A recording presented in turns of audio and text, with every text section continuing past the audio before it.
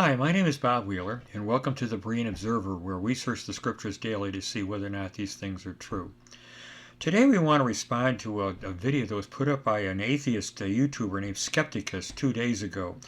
And the title of his video was The Truth About Biblical Justice versus Objective Christian Morality. And basically the conclusion that he comes to at the end of his video runs like this. He says, the Christian claim to unique objective morality is an illusion. The truth is, Christians do not get their morality from the Bible. They get it from the same place that every other human does, from our evolved capacity for empathy, our powers of reason, our cultural inheritance, and our ongoing conversation about how to live together and flourish. And basically what he's doing is he's kind of giving us a sociological definition of morality. That as human beings, morality is something that's evolved. As human beings, we just try to figure out how to get along with each other and how to succeed in life. And so our moral standards change, as time goes on and progresses. And what he does in his YouTube is he goes through and he cites five different alleged problem areas in the Bible. Now, I'll say right up front that one of the problems that you find out with the atheist view of morality is that they like to look at the Bible and complain about certain things that they find there that are objectionable. But then when you try to argue that there's basically that there's no standard of objective morality, what they wind up saying is that practically speaking, there really isn't anything wrong about any of the things that they complain about in the Bible. And it is just the way that human society functioned back then, and today human society functions differently according to them. And they did things one way, we do it another way. So it's kind of a weak argument. But we'll take a look at it. The deeper question then is that, what exactly is the basis of morality? What makes something right or wrong? There's a famous statement in the Declaration of Independence that says, we hold these truths to be self-evident, that all men are created equal, and that they're endowed by their Creator with certain unalienable rights, and that among those rights are life, liberty, and the pursuit of happiness. According to the modern secular viewpoint, the atheist viewpoint, that statement is patently false. There is no Creator. But then that raises some very, very serious questions. If there is no Creator, what makes us equal? And where do human rights come from? And what makes them unalienable? If you accept the sociological definition that Skepticus here is going to give us, then basically what you wind up arguing is that, what is right or wrong is what the Fuhrer says, in the 1930s, or whatever your particular government says. So if you're living in Germany in the 1930s, the Holocaust is perfectly moral. So at any rate, before we dive into his five different problem areas, there are certain general considerations that I think we need to make. He's basically going to argue that there are contradictions in the Bible and problem areas. And there are several things that you have to keep in mind when you're considering how to properly interpret the Bible. First of all, it should be interpreted honestly and accurately. There are a couple of places where he points to the fact that theological liberals will interpret, take a different approach to LGBTQ rights than more conservative Christians will. And so he argues that that just means that the Bible can't be interpreted properly. Well, no, the problem with theological liberalism is that they reject the authority of Scripture to begin with. And therefore they wind up carving out their own morality. The proper method of interpreting the Bible is what's sometimes referred to as the grammatical historical method of the Bible. The idea is to grammatical historical exegesis. The idea is to try to get back to what the original human author thought he was saying when he wrote what he wrote. And so what you're going to do is you're going to look at the context, the immediate context. You're going to look at the grammatical structure. You're going to follow the train of thought through the passage. You're going to use his, take a look at his careful use of vocabulary, what did the words that he used meant. And you're going to take a look at his historical background. What was the situation he was dealing with? And that's the proper way of interpreting the Bible. And I think it's also got to be pointed out then that when you take a look at the Bible as a whole, that there's such a thing as a progressive revelation. In other words, as you move through the scriptures from Genesis through Book of Revelation, there are continuous new revelations that come on. We get a fuller and more detailed picture of the truth as you go on.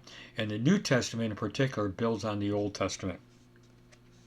And basically, the Old Testament, the Old Covenant, and the reason why I mention this is because a lot of times the modern atheists that want to object to these horrible things that they claim to find in the Bible, they'll typically go back to the Pentateuch, or the Torah, the first 5 books of the Bible.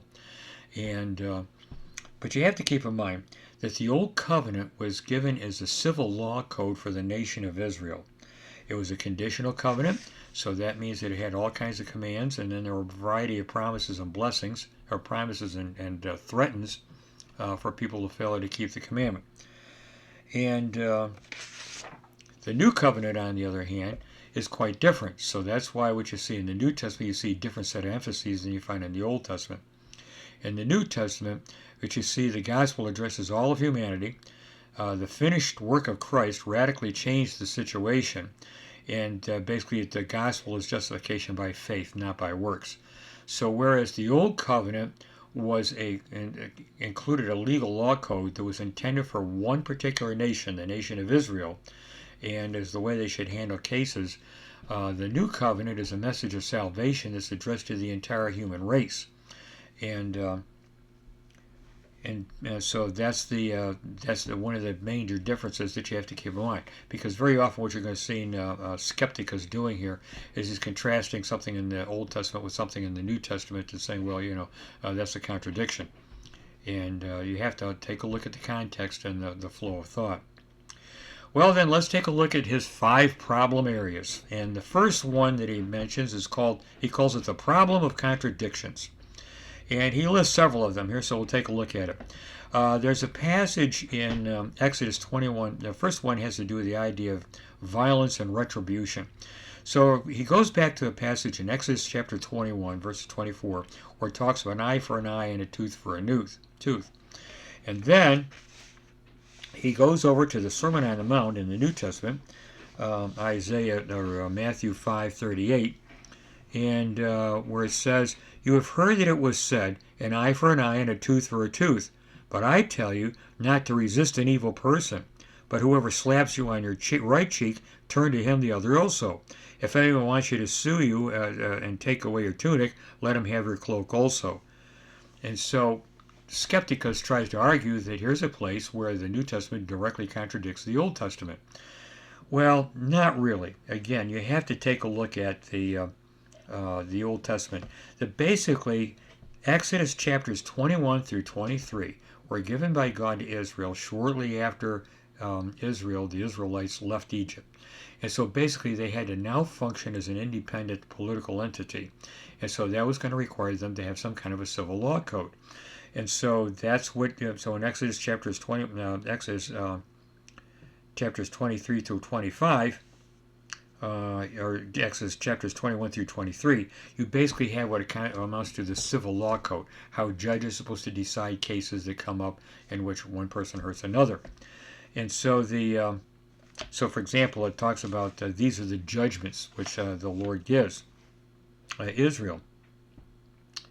And so basically, what they do here in verses 23, Exodus 21, verses 23 through 25, where it talks about an eye for an eye and a tooth for a tooth, basically is establishing what's called the lex talionis, which Skepticus points out. But that's how a civil judge, is supposed to judge a case. Okay, if one person harms another person, then the person who did the harm needs to be harmed in the same way. Okay, that's just plain justice. And there's a certain sense in which the standard of justice still applies. We'll see it a little bit more fully in the New Testament context, but that still is what justice is, and God himself is a just God. He hates sin, and he has to punish sin, because that's the nature of justice. Now, what you have in the New Testament then, in Matthew chapter 5, is that Jesus is laying out basic moral principles for individuals to follow. He's, of course, in the Matthew in particular, is addressed toward the Jewish audience, and in particular, there was a tendency among the Pharisees to think in terms of strict adherence to an external code of conduct, which is enshrined in the Mishnah with 613 commandments or something like that, and includes some very elaborate ceremonial laws and so on that they had to keep. So what Jesus is saying then is that the basic moral principle is that we ought to love others. That's what God really wants out of us as human beings, individual human beings. And so then that in turn, so in verses 43 through 45, 48, it says, "You have heard that it was said," and reading from the New King James Version, "You have heard that it was said, you shall love your enemies and hate your enemy. But I say to you, love your enemies, bless those who curse you, do good to those who hate you, and pray for those who spitefully use you and persecute you, that you may be the sons of your Father in heaven. For he makes the sun rise on the evil and on the good, and he sends rain on the just and the unjust. For if you love those who love you, what reward have you? Do not even the tax collectors do the same? But if you greet your street brethren only, what do you do more than others? Do not even the tax collectors also? Therefore you shall be perfect, just as your Father in heaven is perfect." In other words, it's part of God's own character to have compassion on the weak and the helpless and the suffering. And therefore, what God really wants out of us as individual human beings is that we display that same kind of love and compassion for others. And that's the basic moral principle that God wants out of us. And therefore, it's not just an eye for an eye and a tooth for a tooth. Well, by a similar standard, you have Skepticus points out another passage where in Matthew chapter 10, where he talks about peace versus the sword. In Matthew chapter 10, verses 34 through 39, it says, "Do not think that I come to bring peace on the earth. I did not come to bring peace, but a sword. For I have come to set a man against his father, a daughter against her mother, and a daughter-in-law against her mother-in-law. And a man's enemies will become those of his own household. He who loves father or mother more than me is not worthy of me. And he who loves son or daughter more than me is not worthy of me. And he who does not take his cross and follow me is not worthy of me. He who finds his life will lose it, and he who loses his life for my sake will find it." So what he's saying here is that what Skepticus is saying here is that Jesus appears to be endorsing violence and retribution, and that brings him in direct conflict with the other passages of Scripture that we just took a look at, where he says, "Don't return an eye for an eye and a tooth for a tooth." Well, I think what he's doing here is he's misinterpreting the passage. Jesus is not endorsing violence. What he's saying is that his message of the gospel is going to be so controversial that it will cause friction with people around us. This does not mean we're supposed to go out there and try to fight them, but rather we should just expect animosity from a hostile world. Then he points to the passage in Matthew 7:1, where Jesus says, "Judge not that you not be judged." And he contrasts that with 1 John 4:1, where it says, "Test the spirits whether they are from God." And 1 Corinthians 5:19 through 13, in which the Apostle Paul is discussing church discipline and saying that somebody that's found guilty of certain types of sins, outward sins, should be excommunicated from the church. And so then Skepticus argues that there's a contradiction.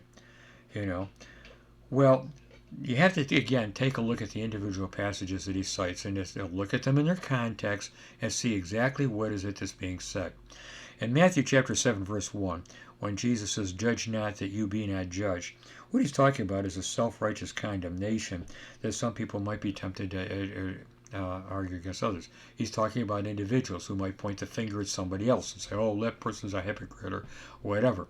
And Jesus is quite honestly saying that no, you shouldn't do that. You should try to be very charitable and forgiving to other people. But on the other hand, when he's talking about in 1 John 4:1, where it says, "Test the spirits whether they are from God," John is simply there saying that we ought to exercise spiritual discernment and not just believe every teacher that comes down along the road, but rather only follow those that are correct. Biblical love and charity does not mean spiritual blindness, that you just close your eyes to everything that's going on and you don't discern what's going on. And then, of course, the passage in 1 Corinthians 5 is dealing with church discipline, that the church as a whole is supposed to exercise discipline within its ranks in order to protect the testimony of the church and of Christianity. And so there isn't any really contradiction there contrary to what Skepticus says. Then he points to a discussion about wealth.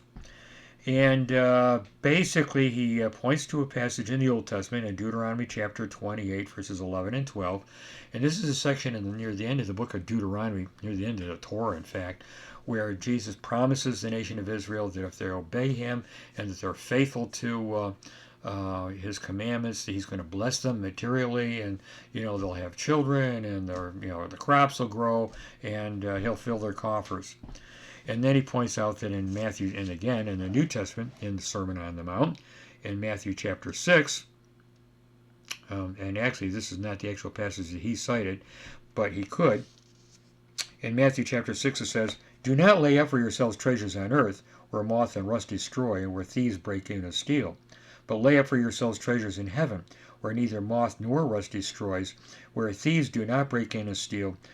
For where your treasure is, there will your heart be also." So that raises the question, okay, do we have a contradiction there?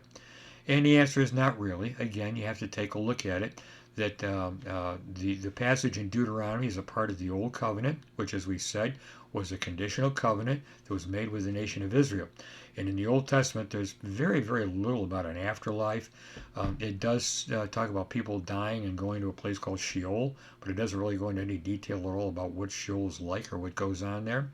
And so basically the focus is on what you do in this life, and that if you properly follow God's commandments in this life, then God will bless you.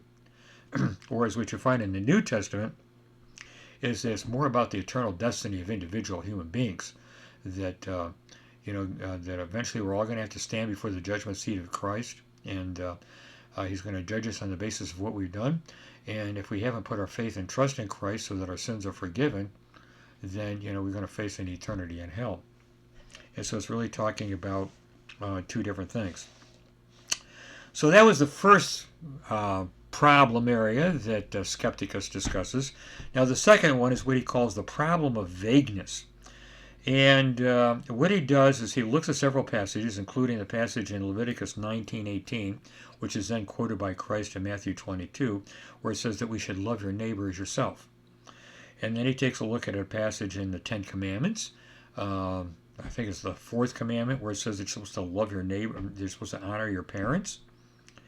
And then in Ephesians 5:22, where wives are told to submit to their husbands, and bondservant, and then in chapter 6, verse 5, bondservants are to be obedient.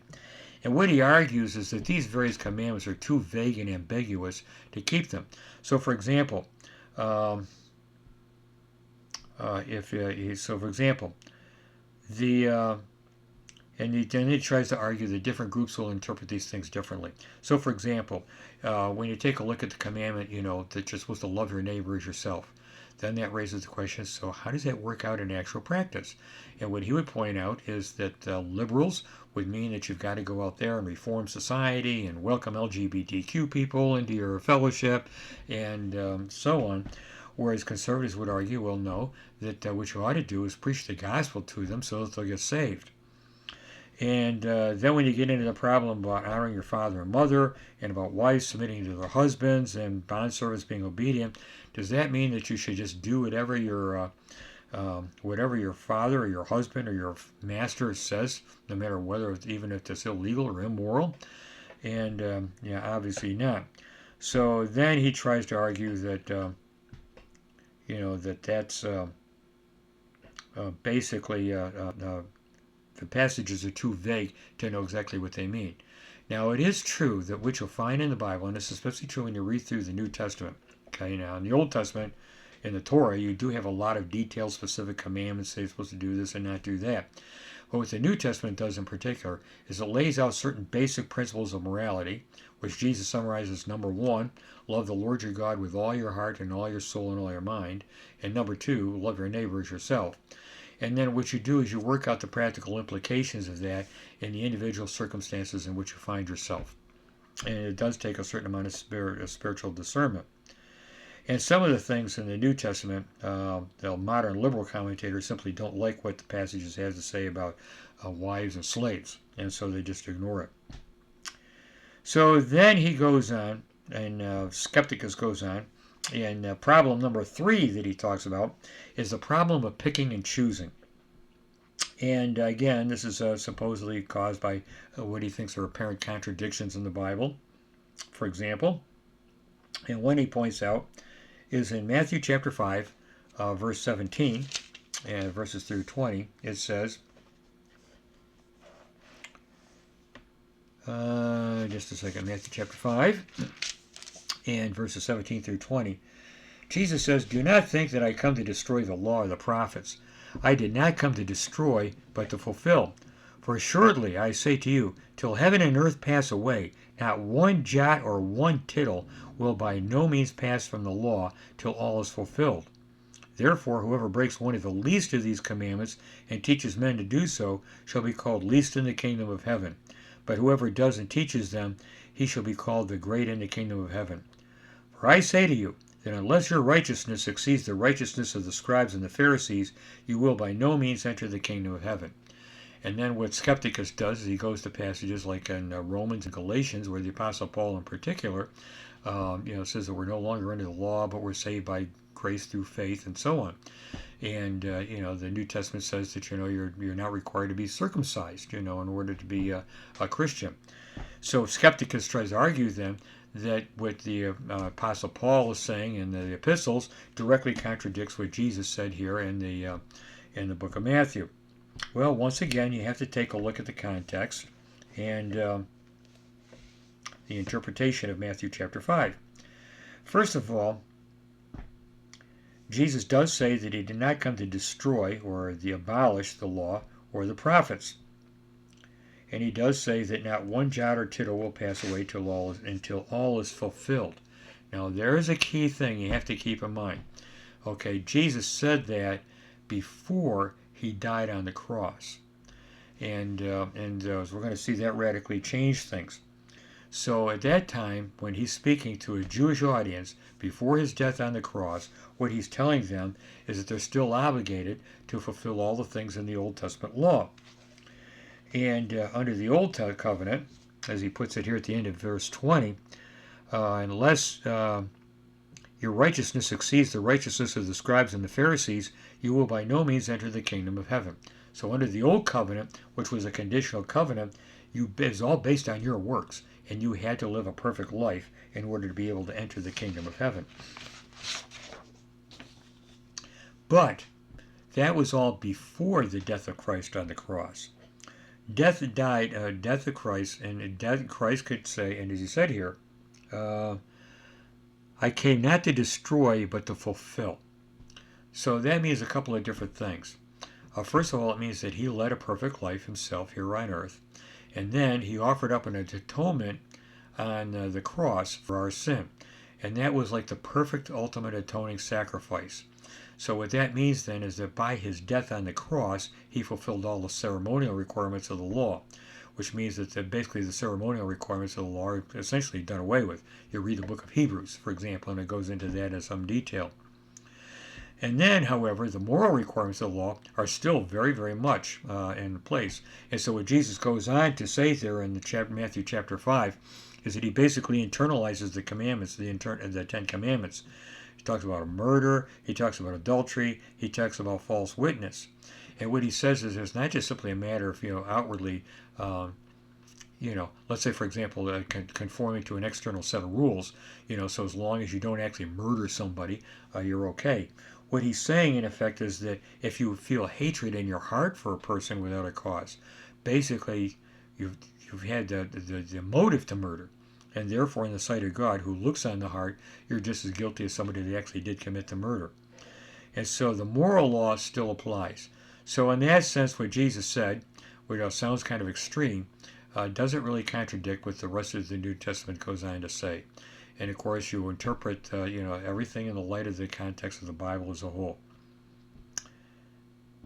Then the fourth problem that Skepticus talks about is what he calls the problem of repugnant foundation. And what he's talking about there is something that atheists love to bring up, and those are certain things that they find in the Bible that they themselves find are morally repugnant. And mostly they're things that are found in the Old Testament. And So in the first one, that's always brought up by the atheists, has to do with the slaughter of the Canaanites. That in Deuteronomy chapter 7, and then also in chapter 2, that basically the nation of Israel was commanded to, when they go in, to kill every single one of the Canaanites, just wipe them out in their entirety. And so they would argue that that amounts to a form of genocide, and that that's something that we just cannot possibly endorse. But the problem with those kinds of arguments, and they'll do the same thing to talk about Noah's flood, and God killing everybody in the flood and so on. The problem is that it ignores the guilt of the people that are being killed. Okay? And it just sort of assumes that they're innocent, and Israel's going to go in there and just wipe everybody out regardless of what they've done. And it ignores the fact that God had a specific reason for wanting the Canaanites destroyed. And so if you go back to Leviticus chapter 18 and verses 24 through 28, it says, just to make sure I got the right passage here. Yes, okay, Leviticus 14. He warns, of course, in Leviticus, God's warning the nation of Israel against adopting any of the pagan practices of the surrounding nations. And he says, do not defile yourselves with any of these things, for by all these things the nations are defiled, which I am casting out before you. For the land is defiled. Therefore I visit punishment of its iniquity upon it, and the land vomits out its inhabitants. You shall therefore keep my statutes and my commandments, and shall not commit any of these abominations, either for your own nation or any stranger who dwells among you. For all of these abominations the men of the land have done, who were before you, and thus the land was defiled. Lest the land vomit you out, and when you defile it, as you vomited out the nations that were before it. For whoever commits any of these abominations, the persons who commit them shall be cut off from among their people. Therefore you shall keep my ordinance, so that you do not commit any of these abominable customs which were committed before you, and that you do not defile yourselves by any of them. I am the Lord your God. And I should point out that one of the things that he mentions in the passage is child sacrifice that was practiced by the Canaanites. And that raises the interesting question, so what does God think about abortion being practiced in our country today, you see? And is he going to cast us out of our land? So basically, the reason why he ordered the slaughter of the Canaanites is precisely because of their wickedness and their sin and depravity. And it has to be kept in mind, and then somebody says, yeah, but you're going to punish an innocent child for the things that the parents did and so on. What the Old Testament recognizes, and modern Western society tends to overlook and forget, is that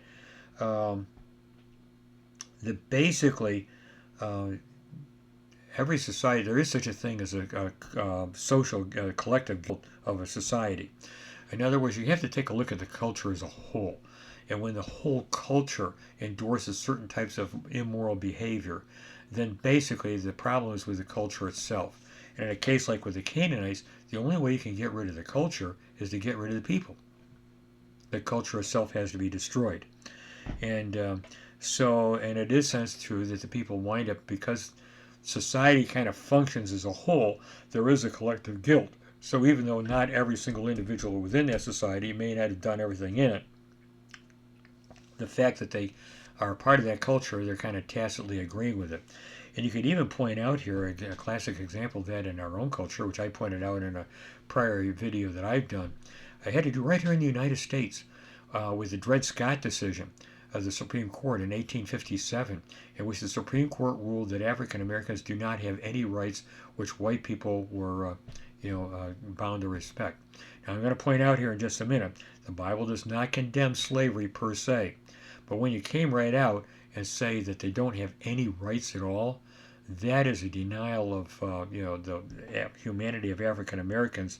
And I would argue, as I tried to argue in some past, that that resulted in the Civil War.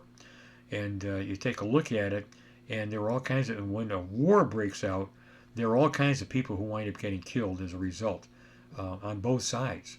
And I know my great-grandmother had her first husband was killed at the Battle of Gettysburg, and he was serving in the Union Army, and yet he wound up giving up his life. And that's because there was a certain kind of collective guilt to all of society. and that will sometimes result in the death and destruction of individual people. And the other problem here is that he points out in Exodus chapter 23 is that they were told to kill all the Canaanites, partially because God did not want the Canaanites to corrupt Israel. And it turns out they did not kill all the Canaanites, and the Canaanites did corrupt Israel, which happened. And so God was looking out for the Israelites, and he did not want them to adopt any of the pagan practices of the Canaanites, which is why ideally he wanted the Canaanites completely removed from the picture. Then, of course, there's this problem of slavery, which atheists always bring up. And it has to be pointed out that, and it is true, the Bible does not come out and outright condemn slavery. But you have to keep in mind that slavery is not inherently wrong.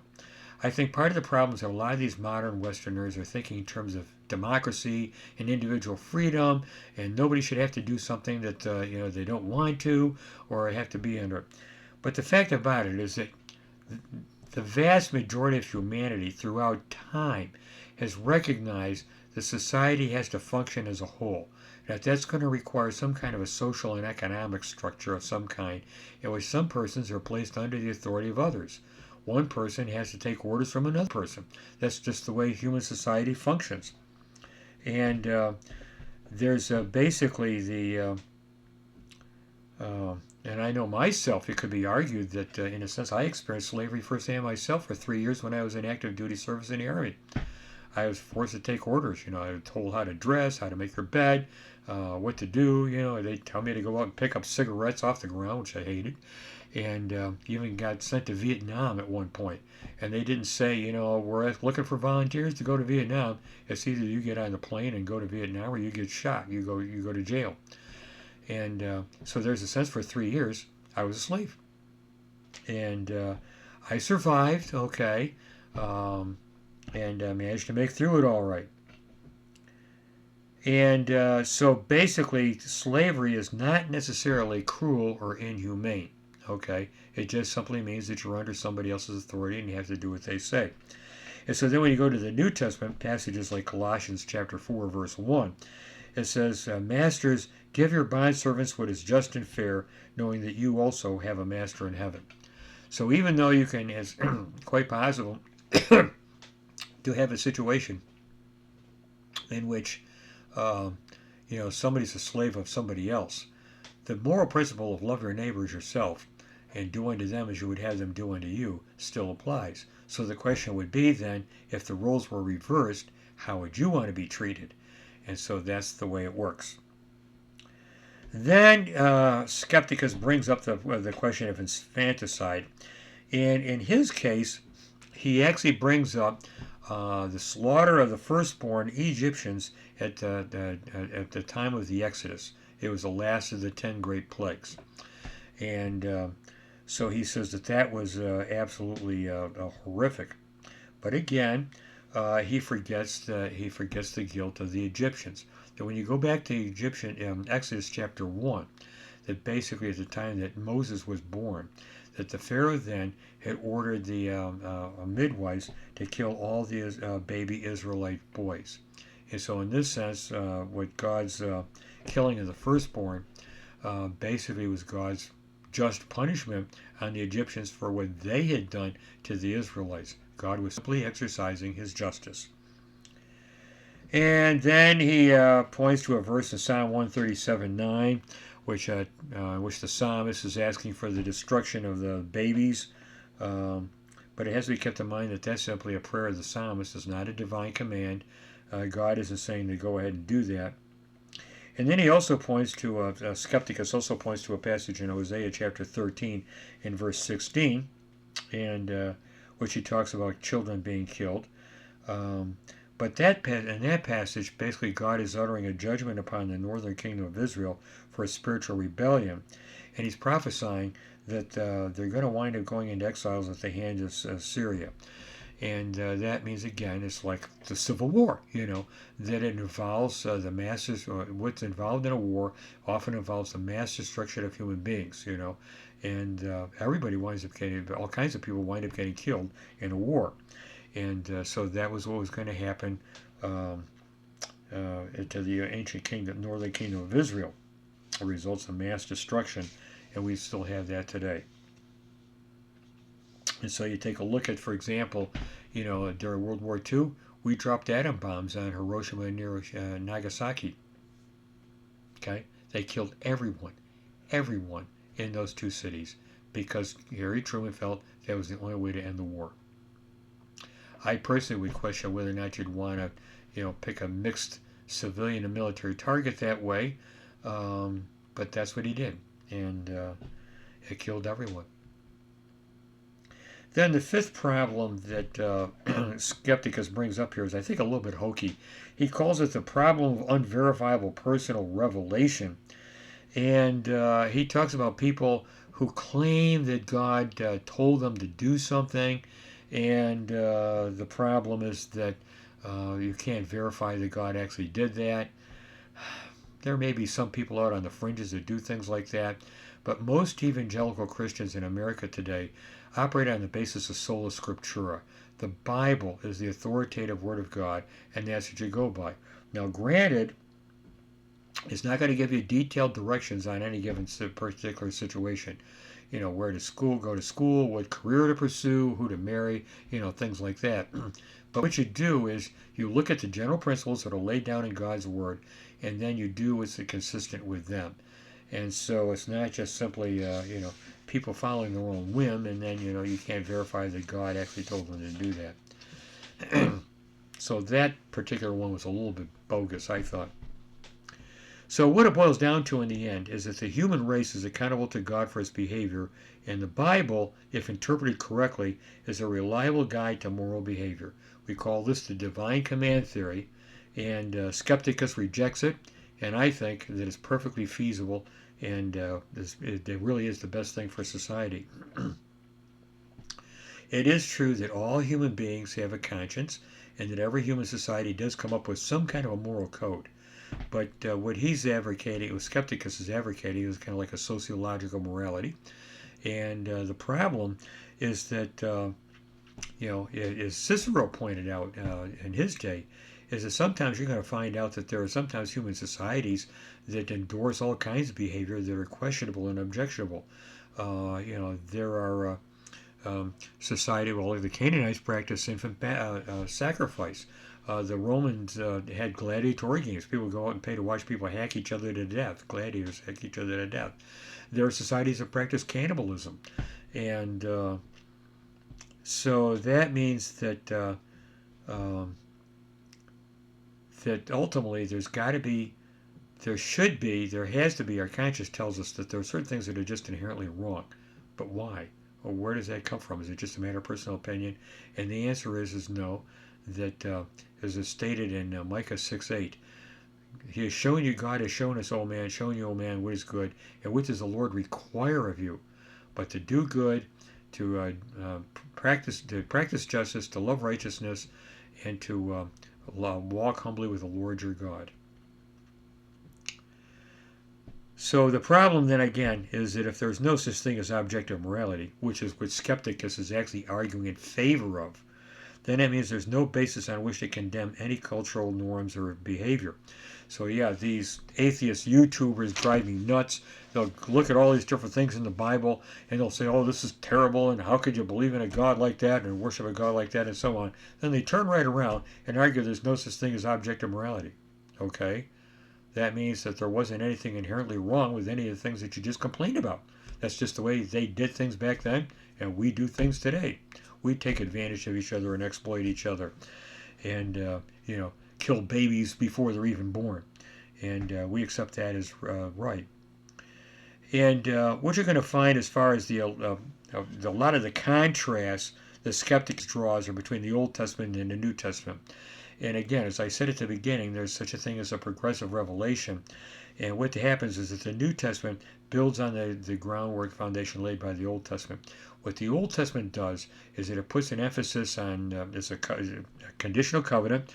It's going to put a stress on the moral requirements of the law. It's going to put a stress on God's holiness and His justice, and the fact that ultimately human beings on their own cannot meet God's standards of justice.